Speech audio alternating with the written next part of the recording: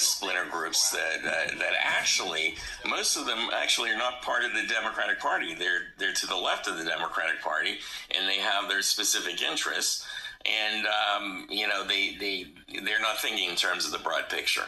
And it creates confusion. So that does make sense. Well, I don't know about that. I think I might push back. Tell me. Challenge. I might push back on that take a little bit because I think somebody said that about Martin Luther King.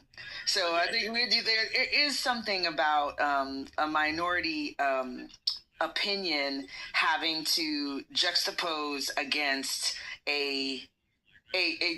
when they're outnumbered. Just because you're outnumbered doesn't mean you're wrong. It doesn't mean that your idea is irrelevant, and that you shouldn't just subsume kind of what you want to what the masses want, even if the masses are the Democratic Party. So I just had to push back on that a little bit. Like, it's not like we don't get points for being in lockstep if lockstep isn't what needs to happen, right? So I just kind of want to make a case for the small splinter group.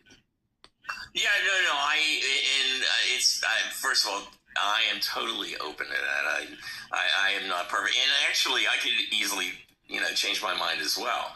But the point I was trying to make was that even when you talk about the DSA, the Democratic Socialists, the majority of them have never been Democrats. They have never been part of that Democratic Party.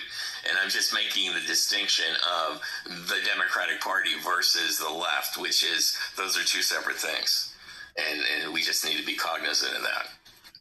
Would you say that's fair? Yeah, I agree with that. I think one of the things that is really tricky about our current reality is that we kind of nobilize homogeneity because homogeneity wins. Right? Like this idea of, and I don't have an answer. I'm not saying we need to do X or we need to do Y, Z, but the reality is that when you contrast the Democratic Party with the Republican Party, right? Like it's one group does represent more diverse groups. That is the reality of it. And so I think we use a lot of language of we need to be more like the right.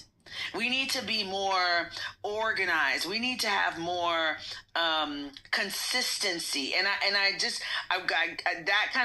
that's not historical, right? In terms of what changes things, what moves the needle forward, moves the ball forward. Let me find a terrible metaphor. It's more complex than that. Yes, you might win because you have the numbers, right? And because you